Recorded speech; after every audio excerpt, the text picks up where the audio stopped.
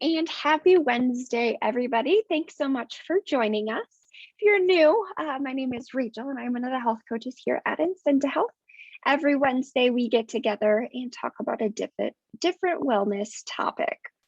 This week, we're talking about fun in the sun and how to stay well when it is so hot outside. If at any time you have any questions, comments, concerns you want to add into the conversation, I ask you to take yourself off mute, use that chat function, whatever is easiest for you.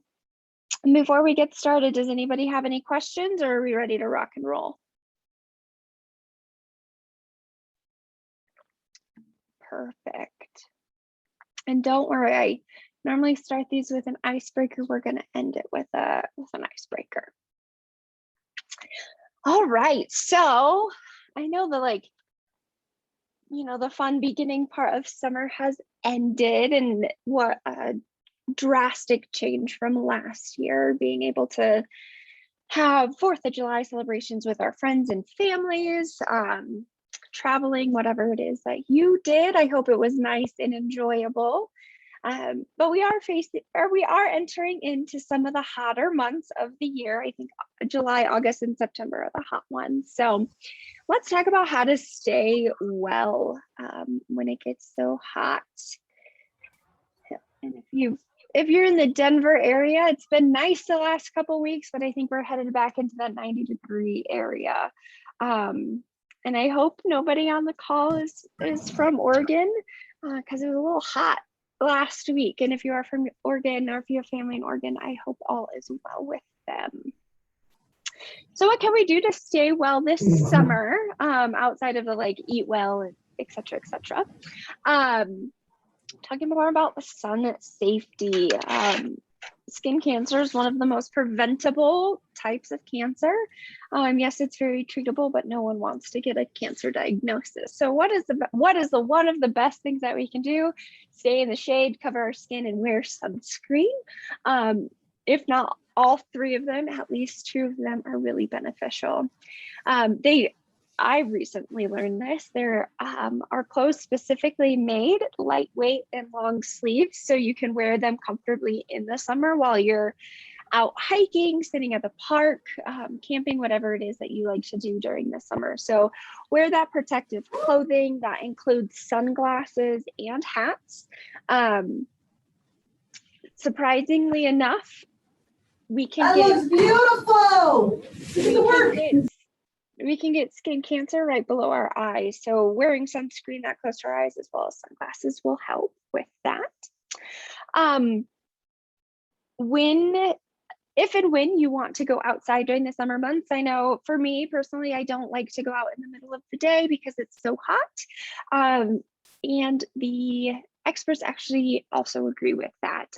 So limiting outside time during the peak heat time of the day, so I think it's 10 a.m. to 3 p.m. Limiting your time outside during those times will help you prevent heat exhaustion, dehydration, limit your sunburn exposure, etc. If you do go outside during those times, again, wear that sunscreen, reapply that sunscreen often. I think it's every 90 minutes you have to reapply it, especially on those little ones. They have such fragile skin. And I also read earlier that the base tan, I know that at least when I was growing up, it was, go the first weekend of summer, go out, get a little bit burned to make your base tan, and then you'll be fine for the rest of the summer. That's actually highly controversial. Most experts don't agree with that, and they say just protect your skin as soon as you can. Our skin is our biggest organ, so we want to make sure that we are taking good care of it. And no one likes a sunburn. They hurt. They don't feel good. As well as limiting time outside during those peak times of day. If you are an outside exerciser, exercise at dusk and dawn. It tends to be a little bit cooler. You don't get that direct heat. And if you take your dog for a walk, etc., I would also recommend doing it at dusk and dawn when it's a little bit cooler. That concrete, blacktop, whatever surface you're walking that walking your four-legged friends on, gets really, really hot. And if you don't want to put your hands on it, protect their paws. If you can too, grasses tend to stay a lot cooler. So if you do have to go out, obviously dogs have to go out. Grassy areas will help protect their paws as well. And the taller the grass, the more they insulate that cool. I think this probably goes without saying, but make sure you hydrate, lots and lots of water. Things like soda, alcohol can deplete our water stores, for lack of a better term. They are diuretics, which causes us to urinate just a little bit more. And when we're already outside in 90 degrees, we're sweating a little bit more. Our body has to work a little bit harder to keep us cool. We want to make sure that we hydrate and replenish what we could be drinking with the coffee, the alcohol, and any sodas. A fun way to hydrate, if water isn't your thing, you can try like a LaCroix or a different type of sparkling water if you like that fizziness. Those are 0 calories, so you get the bubbles and the fun that you would get with the soda, but you don't get all of the sugar and all of the other stuff. You can also, one of my favorite things to do is chop up a different type of fruit or vegetable or herb, throw that in your water. So you could do like a watermelon, strawberry, lemon, lime, cucumber, mint, basil, jalapeno. I've been told that watermelon and jalapeno infused water is really, really tasty. So there are fun ways to get your water in without it feeling like you're drinking a ton of water, if that's just not your thing. And there's cool water makes us feel cooler faster, but if I'm not a cold water drinker, you don't have to worry about that. The important thing is getting the water in versus the temperature. So feel free to try out some of those fun infused waters and let me know how they are. Let me know what flavor combinations that you come up with. And one thing I think a lot of us don't think of when we think of summertime is practicing food safety. If we go out for a picnic, if we're going camping, if we are just going over to a friend or family member's house to have some sort of cookout, food safety is often neglected. It's important to know that food is considered unsafe when it's not kept within the safe ranges of temperature for more than 2.5 to 3 hours. So cold food needs to stay below 42 degrees. That's what your refrigerator is set at. Obviously, frozen food is a little bit cooler than that. We want to keep that around 0 degrees Celsius. And then hot foods, we really want to keep above 140. With chicken, we really want to be careful with chicken. And then other types of meats are a little safer to eat at a different temperature. If you think like you can go out to a restaurant and eat a rare steak, but you can't eat a rare piece of chicken. So keeping that in mind.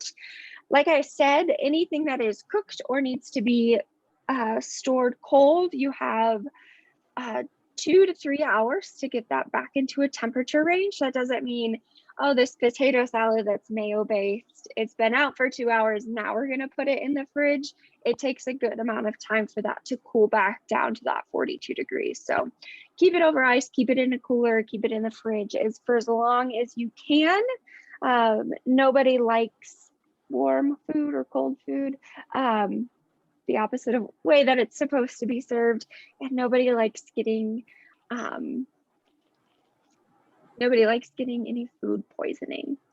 With food safety as well, washing our hands is of the utmost importance.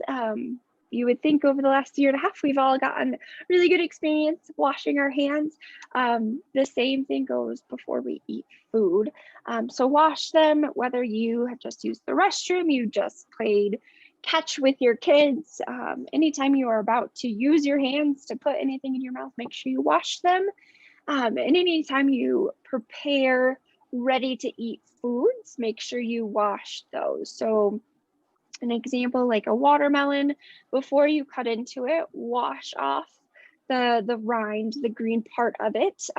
If there's anything on the outside and then you cut into it with a knife, you are taking those icky germs all the way through, and you might be putting yourself at a little bit of a risk.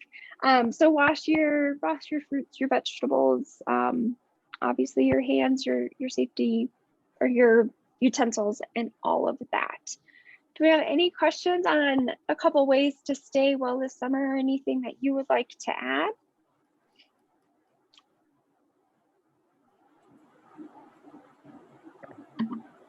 Awesome. If you want to learn more about food safety, there's an organization called ServSafe. They have different classes that you can take, or different materials that you can read over. There is like a hold test that you can take, but it takes a really long time. But it makes sure that you are food safe. And what would summer be if it weren't for like new adventures and exploring?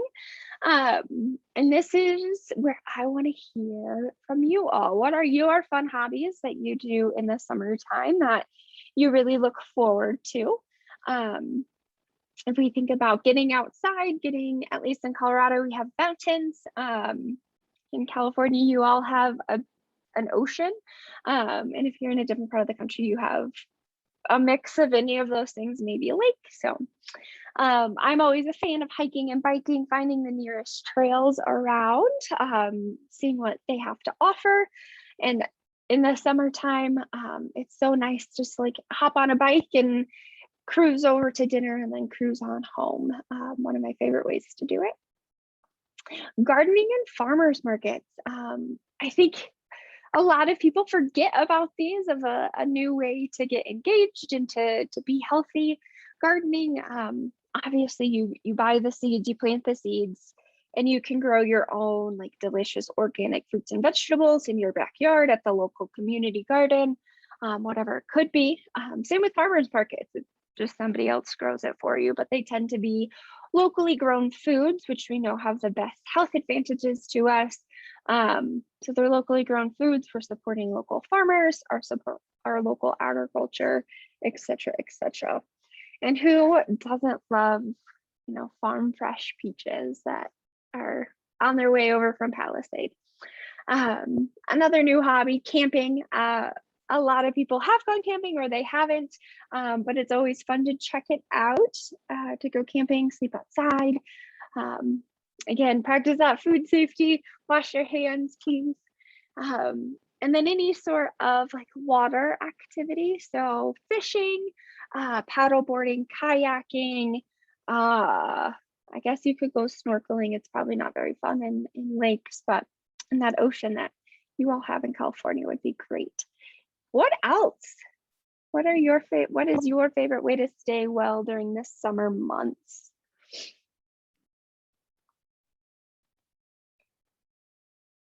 Maybe taking lots of summertime naps. I know I like to do that.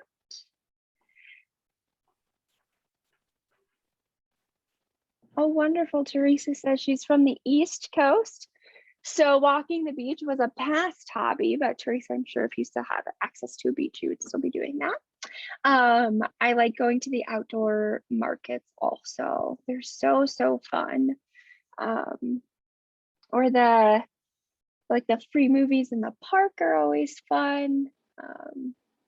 The concerts in the park, things like that. Anyone else want to share how they stay well during the summer months?